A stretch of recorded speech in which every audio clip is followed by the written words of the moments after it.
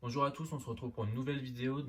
C'est un peu particulier, ça ne parlera pas de chasse, ça parlera d'élevage, ça parlera de reproduction en particulier.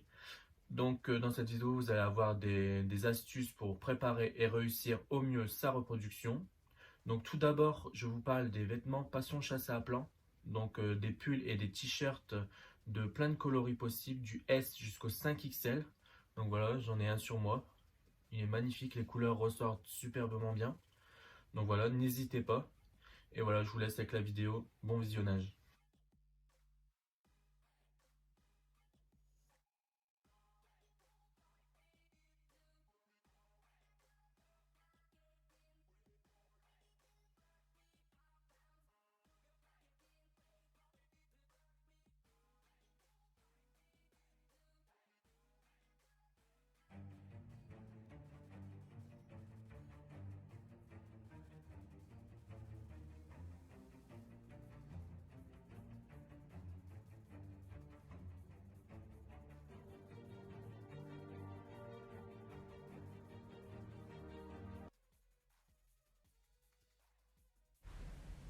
Il est primordial de dératiser tout au long de l'année, mais avant la période de reproduction, il faut doubler le piégeage.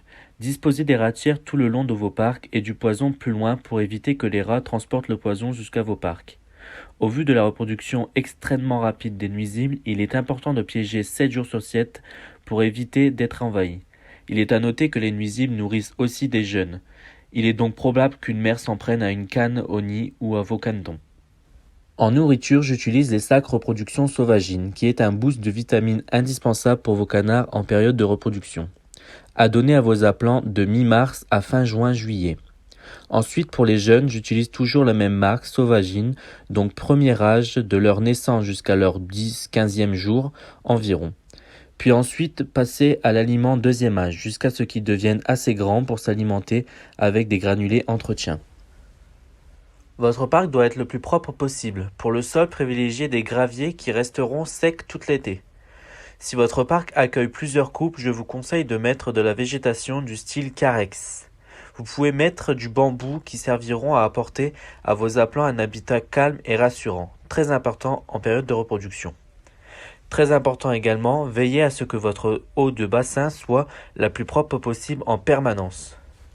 N'oubliez pas que vous allez mettre des nids dans votre parc, donc vous allez forcément perdre de la place. Ne surchargez pas votre parc de couples. N'hésitez pas à recréer des parcs provisoires pour pouvoir séparer vos couples et éviter les conflits.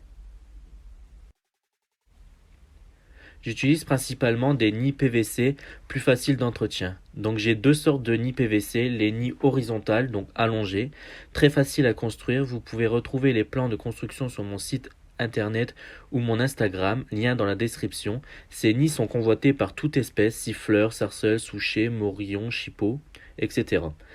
Le deuxième modèle sont les nids verticales en hauteur. Toujours très faciles à construire et à entretenir. Ils sont facilement disposables dans votre parc. J'ai déjà eu de belles réussites en couvée dans les deux types de nids, donc je recommande fortement. J'utilise également quelques nids à chicane, plus souvent disposés sur l'eau. Je dispose de 5 cm de tourbe, puis une bonne poignée de foin.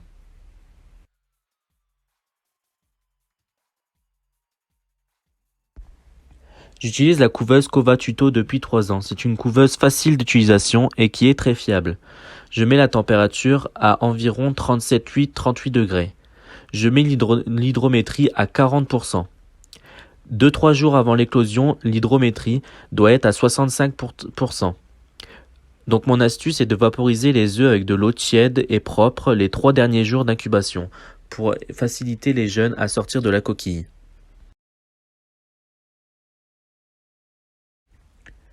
24 heures après la naissance, je place les jeunes en éleveuse pendant 1 semaine et demie, puis je les mets dehors sur un sol propre et sec avec un abri rempli de foin. Ensuite, je les place en parc à jeunes, donc sans adultes, où ils trouveront une eau abondante. Voilà, la vidéo est terminée, je vous ai donné quelques conseils pour préparer au mieux votre reproduction. N'hésitez pas à m'envoyer un message sur Instagram si vous avez des questions. Bonne reproduction à tous.